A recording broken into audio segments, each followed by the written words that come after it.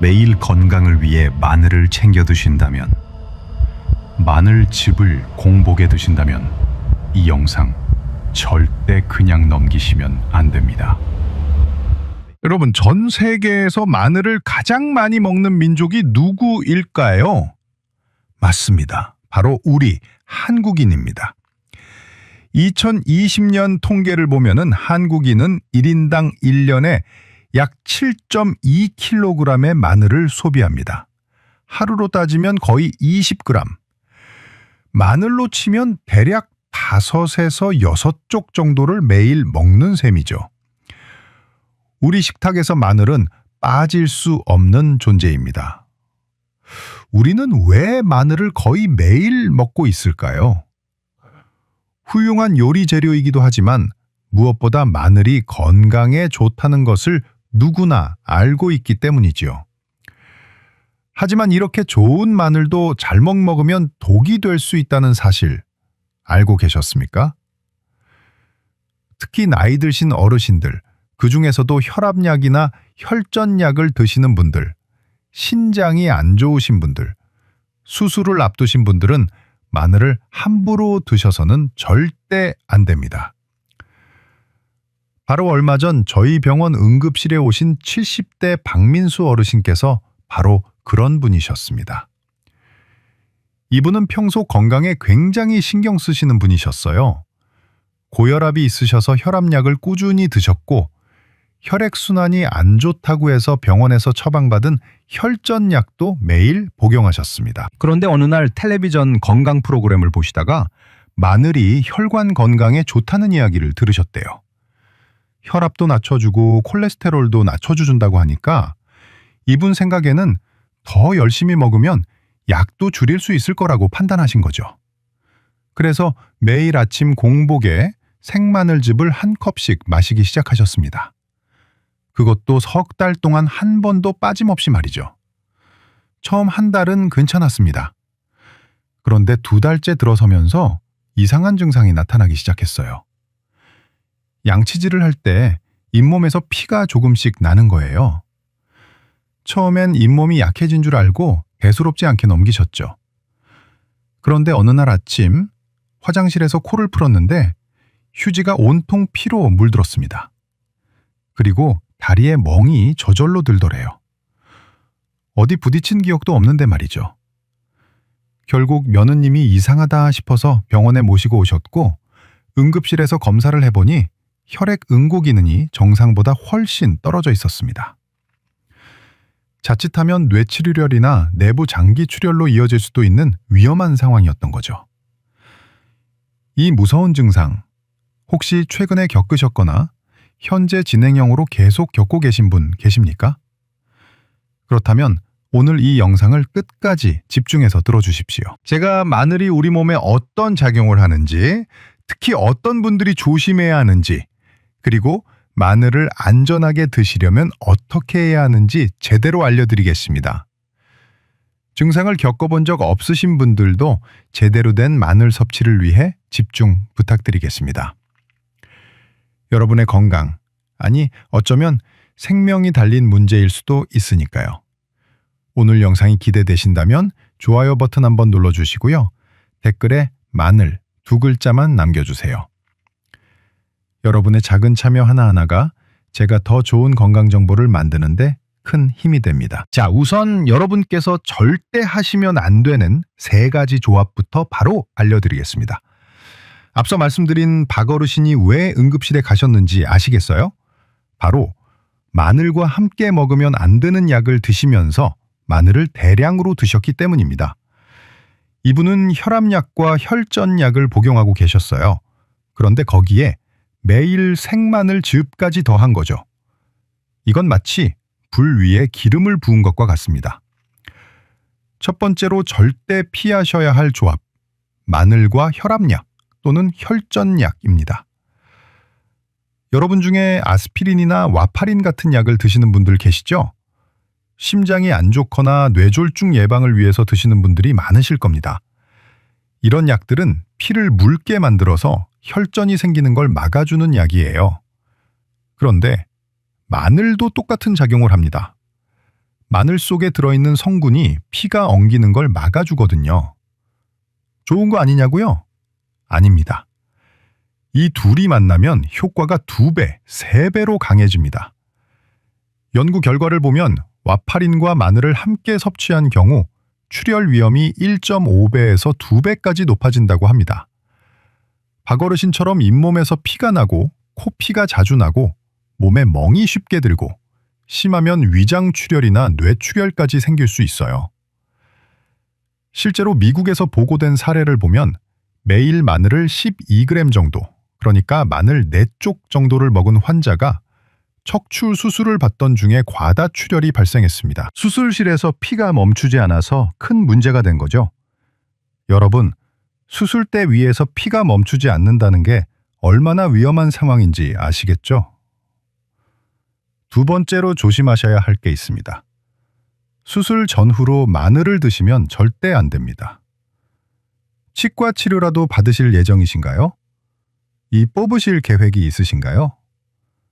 백내장 수술, 무릎 수술, 어떤 수술이든 앞두고 계신가요? 그렇다면 최소한 2주 전부터는 마늘을 끊으셔야 합니다.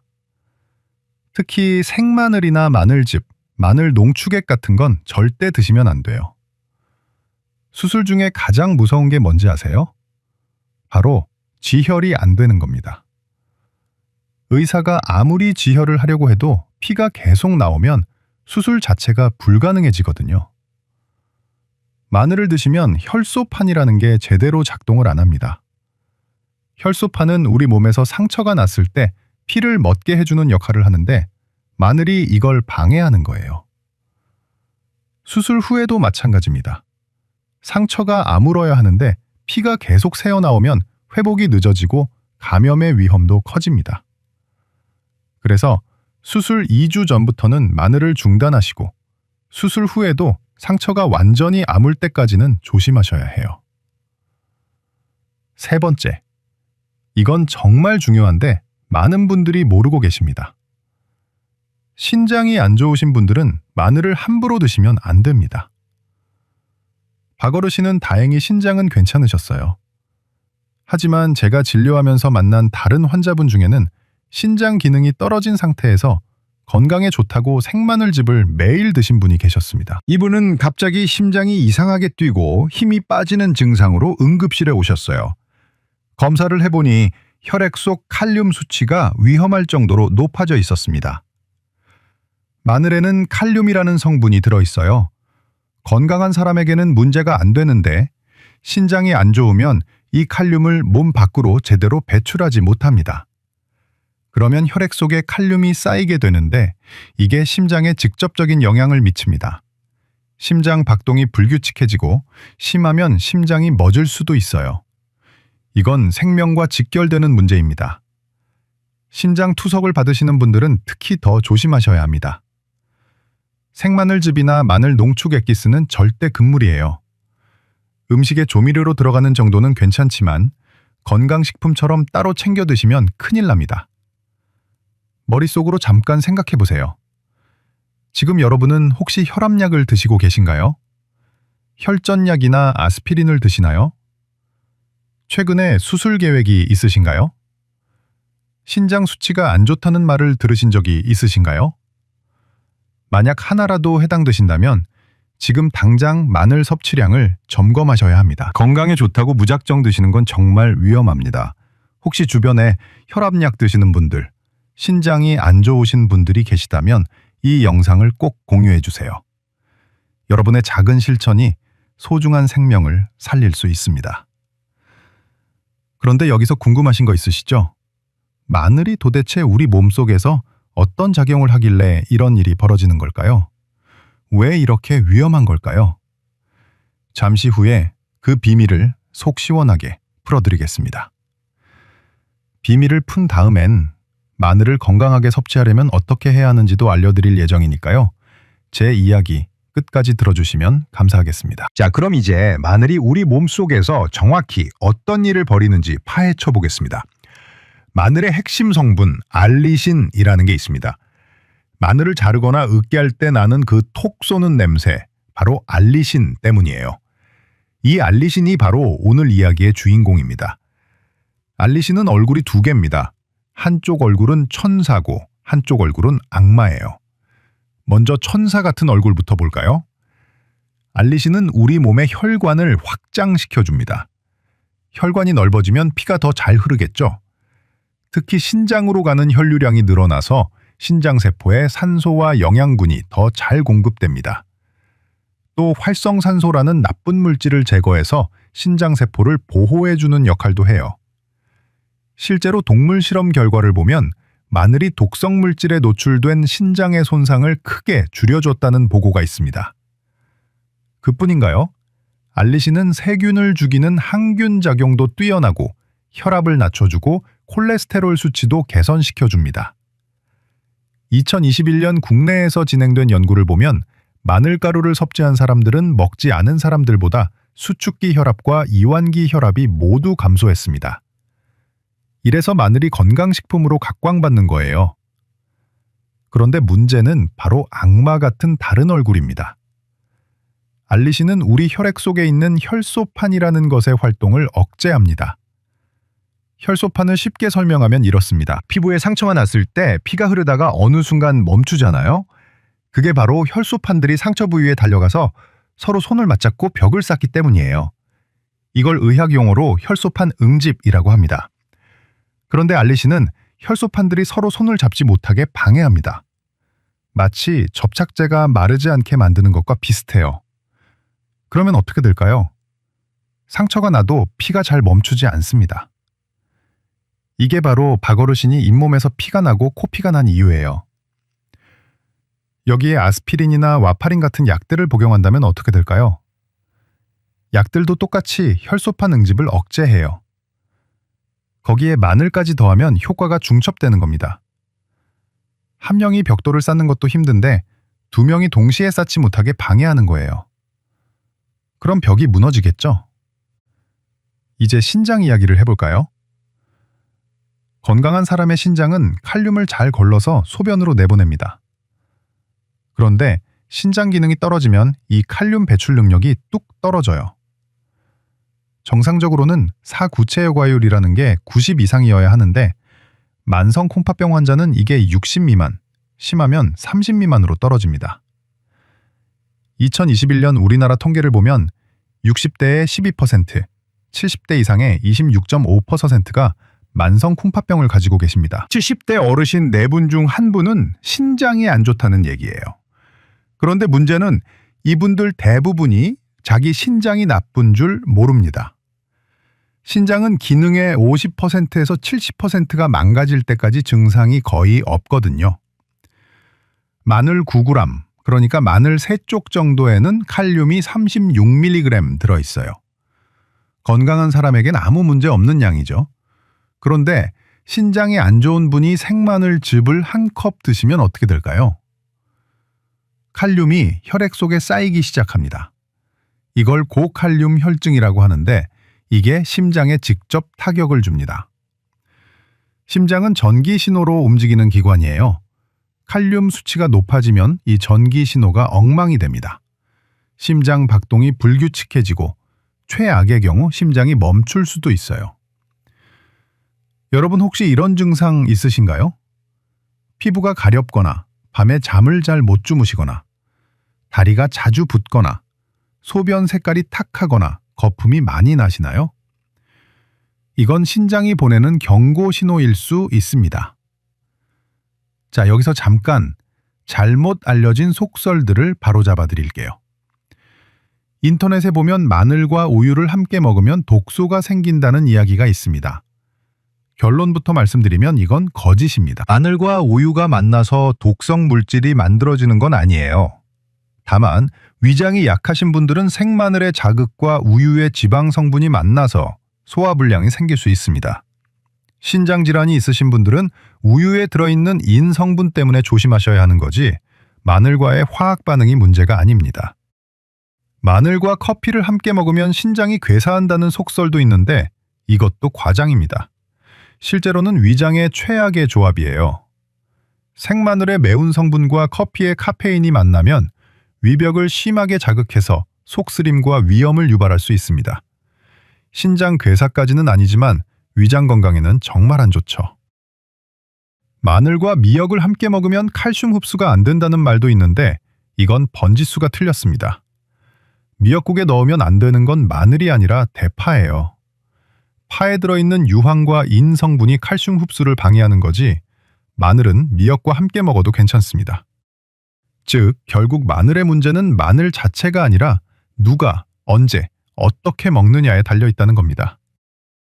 오늘 영상이 도움이 되신다면 지금 바로 구독 버튼과 알림 설정 버튼은 꾹 눌러주세요. 여러분의 건강을 지키는 정보 앞으로도 계속 전해드리겠습니다. 자, 그럼 오늘의 핵심이자 가장 중요하고 유익한 이야기를 해드리겠습니다. 어떻게 하면 마늘을 안전하게 그리고 효과적으로 드실 수 있는지 말이죠.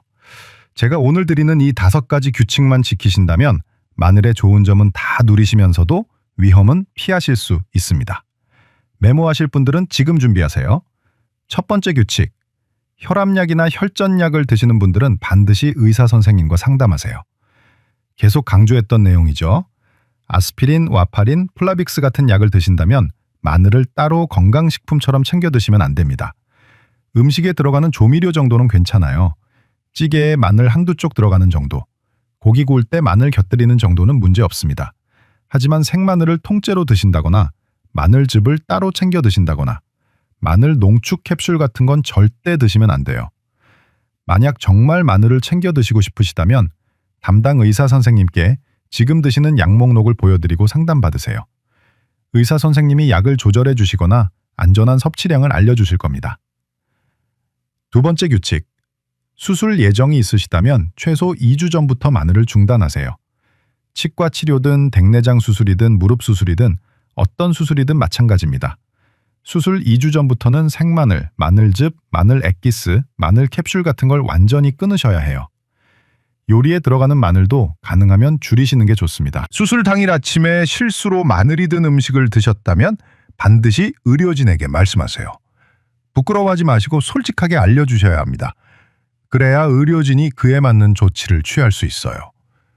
수술 후에도 상처가 완전히 아물고 실밥을 뽑을 때까지는 마늘 섭취를 자제하시는 게 안전합니다.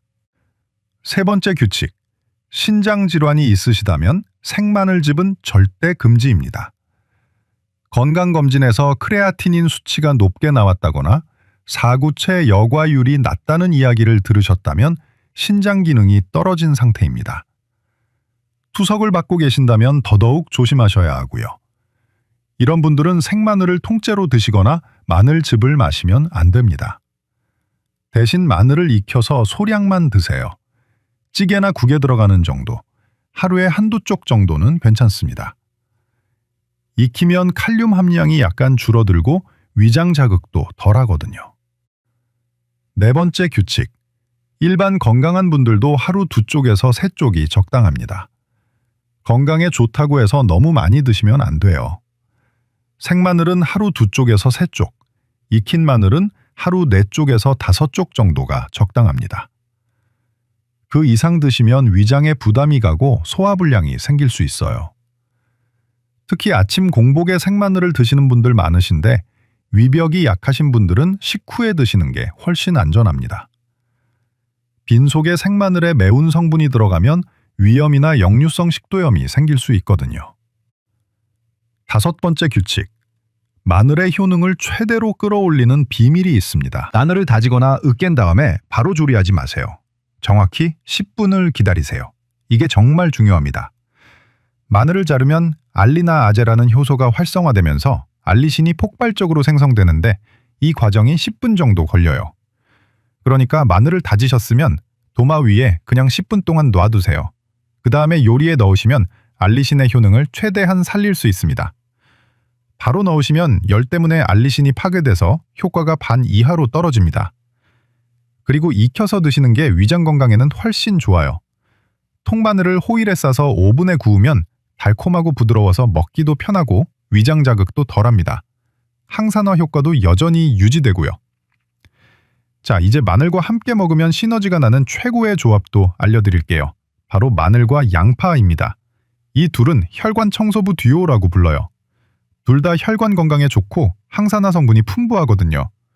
마늘과 양파를 함께 볶아서 드시면 맛도 좋고 영양도 배가 됩니다. 찌개나 국에 마늘과 양파를 함께 넣으시면 되고 고기를 구울 때도 마늘과 양파를 같이 구워서 곁들이시면 좋습니다.